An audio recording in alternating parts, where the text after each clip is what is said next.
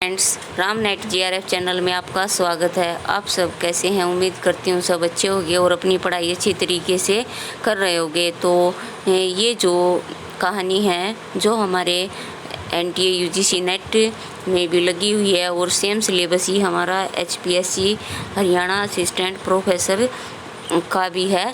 तो ये आपके लिए बहुत ही यूजफुल क्लास है, तो आप इसको ज़रूर देखिएगा, क्योंकि जो हमारा नेट का सिलेबस है और एचपीएससी हरियाणा असिस्टेंट प्रोफेसर का है वो दोनों सेम ही हैं। तो अगर आप नेट की तैयारी कर रहे हैं तब भी आपके लिए ये इम्पोर्टेंट वीडियो है, और अगर आप असिस्टेंट प्रोफेसर की कर रहे हैं हरियाणा की तो तब भी आपके लिए ये वेरी यूजफुल वीडियो है। तो आइए देखते हैं हम कहानी क्या है। इस तरीके से मैं जितनी भी कहानी लगी हुई हैं वो सारी आपको कंप्लीट करवाऊंगी, और इसके साथ साथ कहानी से रिलेटेड जो भी क्वेश्चन हैं किसी भी परीक्षा में आए हैं, जैसे पीजीटी, टीजीटी, नेट जीआरएफ या असिस्टेंट प्रोफेसर, तो सभी को हम कवर करते चलेंगे साथ साथ। तो आइए देखते हैं। सबसे पहले हमारी कहानी है राजेंद्र बाला घोष धुलाई वाली, और इस जो हमारी कहानी है वो है हमारी टोटल 21 कहानी। तो मैं जल्दी ही 2 या 3 दिन के अंदर इन सबको कवर करवा दूंगी। तो आज हम कवर करेंगे राजेंद्र बाला घोष धुलाई वाली। हिंदी कहानी के प्रारंभिक रचनाकारों में राजेंद्र बाला घोष का स्थान सर्वोपरि है। ये बंग महिला के नाम से प्रसिद्ध है और राजेंद्र बाला घोष हिंदी की प्रथम मौलिक कहानी है। ये भी आप याद रखें कि हिंदी की प्रथम मौलिक कहानी कौन सी है? धुलाई वाली, राजेंद्र बाला घोष जी की। लेखिका के रूप में चिरस्मरणीय है। इन्होंने हिंदी में बहुत सी बंगला कहानियों का अनुवाद प्रस्तुत करके आधुनिक हिंदी कहानी का पथ प्रशस्त किया है। इन्होंने बाद में कुछ मौलिक कहानियाँ भी लिखी, जिसमें धुलाई वाली प्रसिद्ध है। धुलाई वाली कहानी को हिंदी की प्रथम मौलिक कहानी माना गया है और ये 1907 में सरस्वती पत्रिका में प्रकाशित हुई। स्थानीय रंगत, यथार्थ चित्रण और पात्रानुकूल भाषा की दृष्टि से यह कहानी उत्कृष्ट है। कहानी के मुख्य पात्र देखते हैं क्या हैं। कहानी के मुख्य पात्र हैं वंशीधर। वंशीधर कहानी का मुख्य पात्र है जो इलाहाबाद का रहने वाला है। वह तर्क बुद्धि वाला तथा उत्साही व्यक्ति है। नवल किशोर वंशीधर का ममेरा भाई है और उसे हंसी मजाक करना पसंद है। जानकी देई वंशीधर की पत्नी है और एक सामान्य ग्रस्त महिला है। यह कहानी के विकास में उत्प्रेरक की भूमिका निभाती है।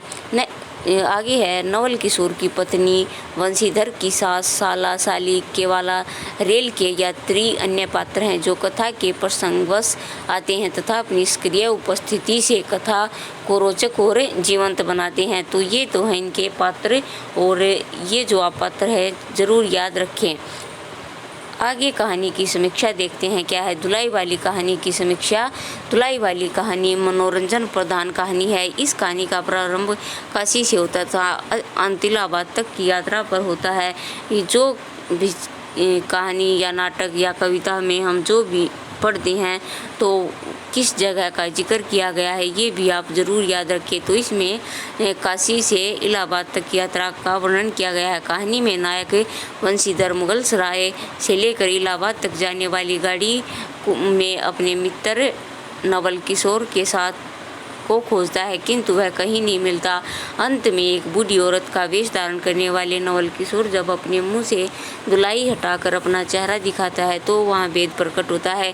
वही वंशीधर का मित्र नवल किशोर है जिसे आरंभ में वंशीधर खोज रहा था तथा कौतुक का दृश्य उभर कर सामने आता है। फिर वे सभी हंसते बोलते इलाहाबाद में एक साथ अपने अपने घर चले जाते हैं। आलोच्य कहानी की कथा वस्तु बहुत ही साधारण है, किंतु इस कहानी में कहानी की घटनाओं को रचनाकार ने बहुत सुंदर ढंग से सुनियोजित कर औत्सुक यानी जिज्ञासा उत्पन्न कर दिया है। यह जिज्ञासा अंत तक बनी रहती है कि नवल किशोर और उसकी पत्नी कहाँ गए हैं। कहाँ रह गए हैं। अंत में जिज्ञासा का समाधान होने पर रचनाकार के विवेक और उसकी मौलिक कल्पनाशीलता की कुशलता का परिचय मिलता है। कहानी की संपूर्ण कथा 2 पात्रों पर केंद्रित है। इसमें वंशीधर और नवल किशोर प्रमुख हैं। वंशीधर नवल किशोर द्वारा इलाहाबाद के रहने वाले हैं और नवल किशोर वंशीधर का ममेरा भाई है, लेकिन दोनों के बीच मित्रता का गहरा संबंध है। सहायक पात्रों में वंशीधर की पत्नी जानकी देई और नवल किशोर की पत्नी, जिसका नाम नहीं दिया गया है, जो कथा में विकास में अपनी सक्रिय भूमिका निभाते हैं। ये दोनों कहानी को रोचकता और गति प्रदान करते हैं।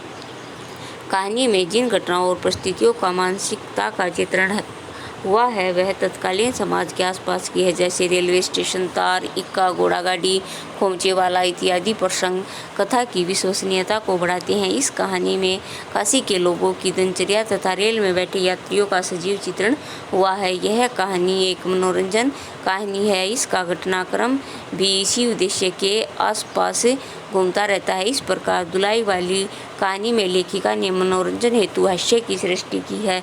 इस हास्य सर्जन में परंपरा से हटकर मौलिकता और कल्पनाशीलता का अद्भुत प्रयोग किया गया है। कहानी में काशी और उसके आसपास के जनजीवन का बहुत स्वाभाविक चित्रण प्रस्तुत किया गया है। साथ ही स्त्री और पुरुष की सोच और मनोभावों का भी सुंदर चित्रण है। इस कहानी में देसी धोती और विलायती धोती के माध्यम से अंग्रेजी पहनावे व वस्त्रों के उपयोग पर व्यंग्य भी किया गया है। नवल किशोर की बहू के संबंध में मिर्जापुर की ग्रामीण महिलाओं के वार्तालाप के माध्यम से नारी मनोविज्ञान का चित्रण हुआ है। अतः हम कह सकते हैं कि हिंदी कहानी प्रारंभिक विकास की अवस्था में जिस प्रकार की कहानियों का सर्जन हो रहा है, उसकी तुलना इस कहानी की कथा पूर्णतः मौलिक, सहज और गतिशील है। तो फ्रेंड्स, आज हमने इस वीडियो में जो हमारी पहली कहानी है राजेंद्र बाला घोष धुलाई वाली को किया है। आगे और भी कहानी हम करेंगे, तो आप कमेंट बॉक्स में ज़रूर बताएं कि आप किस एग्ज़ाम की तैयारी कर रहे हैं या करना चाहते हैं और आपको किस टॉपिक पर वीडियो चाहिए।